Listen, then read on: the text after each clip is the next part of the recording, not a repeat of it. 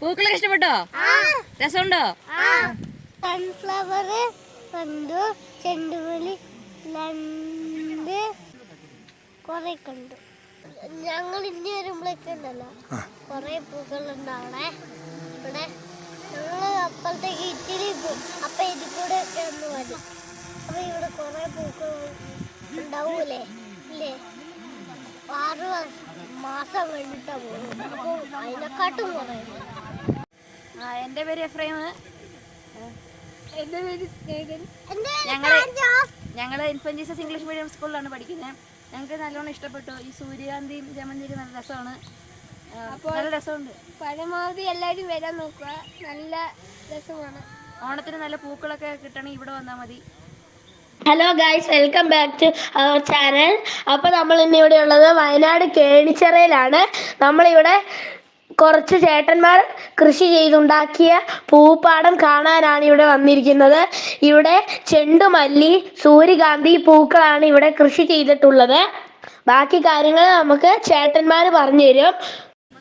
നമ്മൾ ബത്തേരിയിൽ ഉള്ള ഒരു 10-12ഓളം സുഹൃത്തുക്കൾ ചേർന്ന് നടത്തുന്ന ഒരു പ്രോഗ്രാമാണിത്. ഇത് നമ്മുടെ സ്വന്തം പ്രോപ്പർട്ടി തന്നെയാണ്.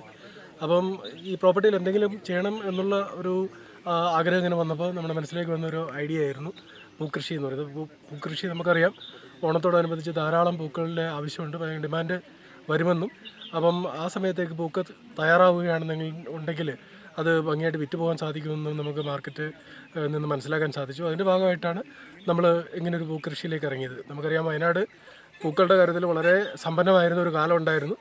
ഇപ്പോൾ കമ്പാരിറ്റീവ്ലി അത് കുറവാണെന്നുണ്ടെങ്കിലും വീണ്ടും പൂക്കൃഷിയിൽ ധാരാളം ആൾക്കാർ ആകൃഷ്ടരായിട്ട് ഈ മേഖലയിലേക്ക് വരുന്നുണ്ട്. നമുക്കറിയാം, നമ്മുടെ അയൽ സംസ്ഥാനങ്ങളിലൊക്കെ ധാരാളം പൂക്കൃഷി നടക്കുന്നുണ്ട്. ഈ ചെണ്ടുമല്ലി കൃഷി ധാരാളമായി നടക്കുന്നത് അത് നമ്മുടെ വയനാട്ടിലേക്കും വളരെ ഈസി ആയിട്ട് പ്രാവർത്തികമാക്കാൻ സാധിക്കും എന്ന് നമുക്ക് അനുഭവങ്ങളിൽ നിന്ന് നമുക്ക് മനസ്സിലാക്കാൻ സാധിച്ചിട്ടുണ്ട്. ഈ ഒരു അനുഭവമാണ് ഇത്രയും കുറച്ച് സുഹൃത്തുക്കൾ ഒന്നിച്ച് വരാനും അത് വളരെ ഭംഗിയായിട്ട് ചെയ്യാനും സാധിച്ചത്. ഇതുവരെയുള്ള നമ്മുടെ അനുഭവം വെച്ച് നോക്കുമ്പോൾ ഇത് വളരെ ആദായകരമായിട്ട് കൃഷി നടപ്പിലാക്കാൻ സാധിക്കുമെന്ന് നമുക്ക് മനസ്സിലാക്കാൻ സാധിച്ചിട്ടുണ്ട്. കൂടുതൽ ഊർജ്ജസ്വലമായിട്ട് ഈ രംഗത്ത് പ്രവർത്തിക്കാനാണ് ഞങ്ങൾ എല്ലാവരും ഉദ്ദേശിക്കുന്നത്.